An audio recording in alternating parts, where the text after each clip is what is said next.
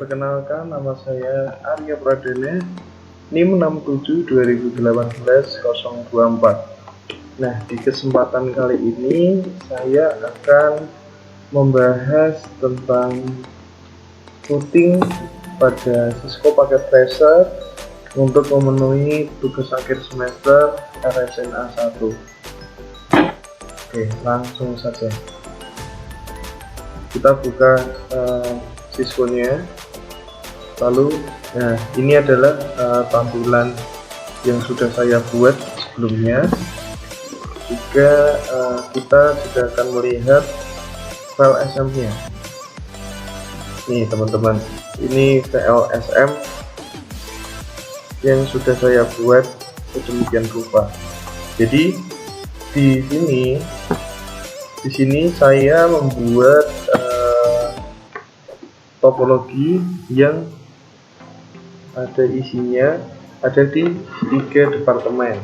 Nah, lalu ada apa aja? Yang pertama adalah departemen keuangan yang terdiri atas 3 komputer 1, 2, dan 3. Lalu yang kedua saya membuat departemen IT. Departemen TI ada 2 PC, 2 komputer. Lalu yang ketiga ada departemen pemasaran, itu ada 3 PC, 1, 2, 3. Nah, di sini IP yang sudah saya sediakan yaitu nih 192.168.25.0.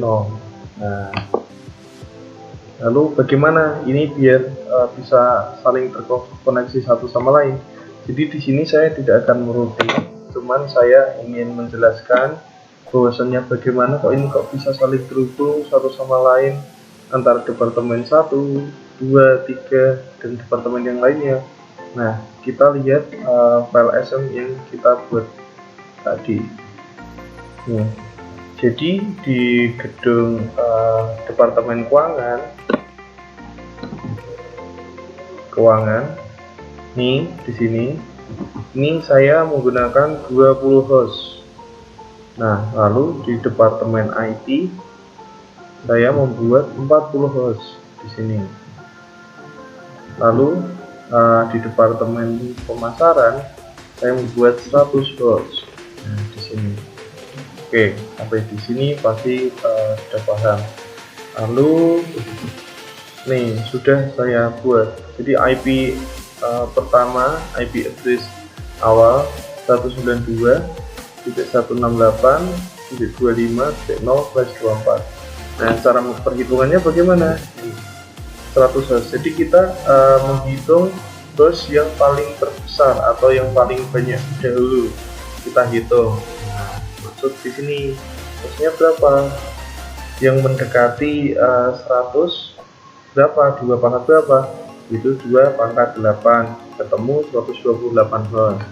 Lalu host validnya dari 128 ini dikurangi 2, lalu jadilah 126 host. Nah, subnet masknya ini bisa dilihat di tabel file SM, itu juga banyak di internet teman-teman. Atau prefixnya di sini 25, net ID-nya awal, lalu range-nya setelah dihitung ketemu berapa? Ini dari 192.168.25.1 sampai ke 126. Lalu broadcast-nya plus 127. Lalu di departemen TI juga ini 40-an. Jadi melanjutkan dari yang sudah ada di broadcast. Ini IP-nya. Jangan sampai sama ya teman-teman. Ini penghitungannya juga sama. Yang mendekati 40 host itu berapa? Itu 2 pangkat 6, berapa? 64. Terus validnya 64 kurang 2 kemudian 62. Subnet masknya seperti ini. Lalu net ID-nya lanjut dari 192.168.25.127 lanjut di 128. Lalu range-nya dari 129 sampai 190, lalu broadcast-nya 191. Demikian pula di departemen keuangan. Jadi cara menghitungnya sama seperti yang dibahas seperti ini. Oke, nah lalu nih biar mempermudah, saya udah membuat tabel VLSM seperti ini. Jadi net ID awal segini, range-nya segini sampai segini. Jadi ketika kita memiliki beberapa PC di sini, jadi nanti kliennya itu akan memiliki IP yang berbeda-beda sesuai dengan range IP yang sudah kita hitung sebelumnya. Nih, kalau di departemen pemasaran, jadi IP yang free atau IP yang sudah bisa kita gunakan yaitu dari IP 192.168.25.1 sampai 126. Ini bisa diisi. Lalu yang untuk departemen TI ini yang free dari 192 ini 129 sampai 190. Departemen keuangan dari ini range IP-nya segini, ini bisa kita gunakan. Nah, kalau sudah ketemu seperti ini tabel VLSM-nya, range IP-nya berapa sampai berapa, broadcast-nya berapa, subnet mask-nya berapa. Nah, lalu kalau sudah VLSM-nya jadi, kita masuk ke nih pembuatan topologi di Cisco Packet Tracer untuk simulasi. Nah, jadi di sini sudah saya buat seperti yang sudah saya sampaikan tadi. Nah, terus kita settingnya di mana? Kita setting di router. Nah, tidak perlu saya jelaskan lagi ya teman-teman, pasti teman-teman sudah tahu. Caranya juga seperti yang sudah disampaikan kakak Asdos, maupun kita sudah mendapatkan tugas yang diberikan kakak Asdos. Nah, kita langsung lihat di IP di setiap komputernya aja. Jadi di sini di departemen keuangan, kita lihat dulu di departemen keuangan tadi ada berapa? 20 host. Oh, 20 host. Jadi kita lihat dulu nih kalau departemen IP yang bisa digunakan berapa? Ini 193 sampai 222. Nah, kita cek satu-satu apakah masuk atau tidak. Nih kita cek komputer 1 masuk di IP configuration. Nah, di sini saya sudah menggunakan DHCP ya teman-teman. Saya sudah set biar dia dapat IP DHCP langsung ketika kita setting di router ini. Nah, nanti otomatis ketika kita klik dari static ke DHCP, dia sudah langsung mendapatkan IP yang sudah kita berikan tadi, kita setting di routernya. Nah, kita lihat jadi di komputer 1 departemen keuangan dia IP-nya dari 192.168.25.196. Kita cek departemen keuangan nih 193 sampai 222, berarti dia masuk ya, masuk di range IP yang sudah disediakan di sini. Lalu selanjutnya kita lihat di komputer 2 ini desktop IP configuration. Nah, 194 di sini kan sampai 222, berarti dia masuk. Oke, lalu di komputer 3 195. Oke, jadi dia memenuhi dari range IP yang sudah disediakan tadi. Oke, itu untuk departemen keuangan. Lalu kita bahas untuk di departemen lainnya. Nah, di departemen IT ini, nah departemen IT tadi berapa range-nya? Kita lihat departemen TI dari range 19168.129 sampai 190. Apakah benar? Nah, kita cek komputer 1 stop IP configuration ini DHCP 25131. Oh, masuk 129 sampai 190, dia memenuhi IP yang bisa digunakan di situ. Itu untuk komputer 1. Lalu untuk komputer 2 bagaimana? Kita cek lagi desktop IP configuration. Nah, 130 berarti masuk ya. Oke, ini tetap menggunakan IP DHCP. yang sudah kita set di routernya tadi. Oke, close.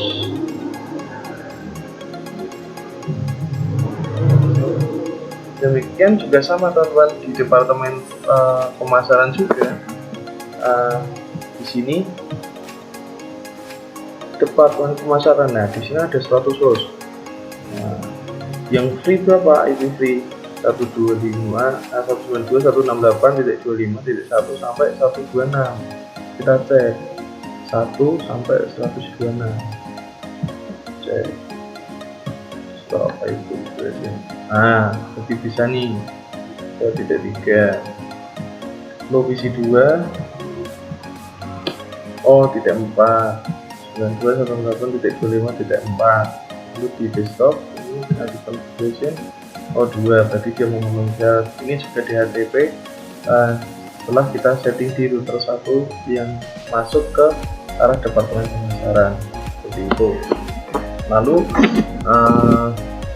apalagi ya, oh ini pembuatan banner nih, banner nama dan name, terus ya, hostname nya itu router 1, enable passwordnya bagaimana, secret passwordnya apa, line passwordnya apa.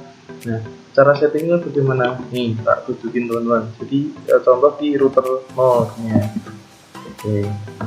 Nah, di sini ketika kita sudah masuk, dia bannernya sudah nih area 67.2018/04. Nah, bagaimana cara mengganti ini atau setting dari awal? Cara kita membuat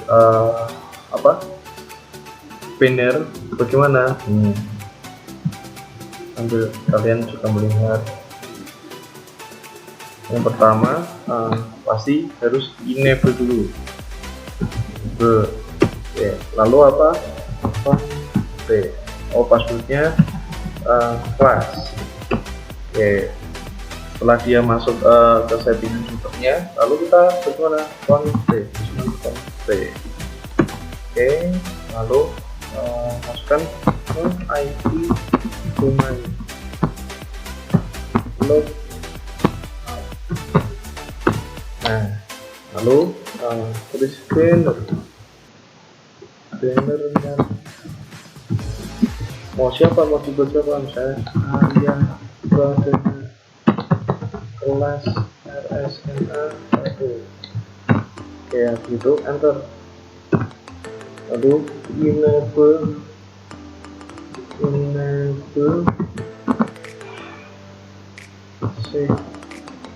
secret class main lalu masukkan password Cisco. Lalu kita masuk terus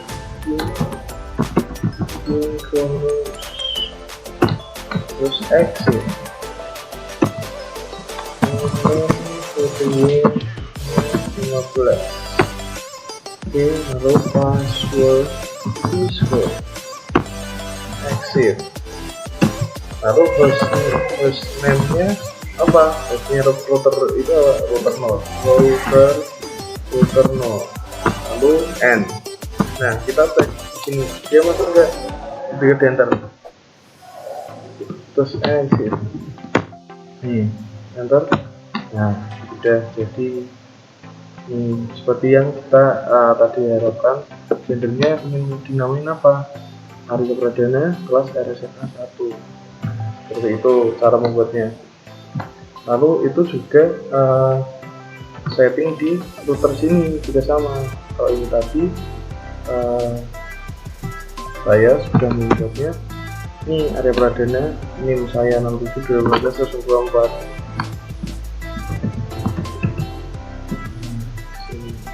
Jadi kita set. Jadi di router kita masuk CLI, kita bisa set IP konfigurasinya berapa, kita masuk setting-settingnya bagaimana. Lalu ketika sudah waktunya pengetesan, dulu tes apakah terhubung.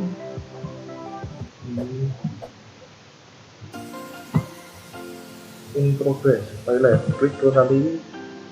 Oh, mas file. Nah, sukses. lainnya. Misalnya antar di departemen sendiri bagaimana, bisa apa enggak ini, oke. Oh sukses, dari komputer ini departemen TI ke ini ke departemen keuangan gimana, 3 kali oh sukses. Lalu dari visi sini ke departemen sendiri oh sukses. Oke. Ini ke ini kehidupan pemasaran ke departemen IT gimana, bisa apa enggak, oh sukses. Berarti semuanya saling terhubung antara departemen keuangan, departemen TI, departemen pemasaran, semua terhubung. Sudah di set setiap routernya mendapatkan IP DHCP yang sudah saya set tadi, seperti itu teman-teman. Ya, sekian dulu yang bisa dapat sampaikan, kurang lebihnya saya mohon maaf. Terima kasih kakak asisten sudah membimbing kami, membimbing saya dalam 1 semester ini. Sampai jumpa di lain kesempatan. Terima kasih.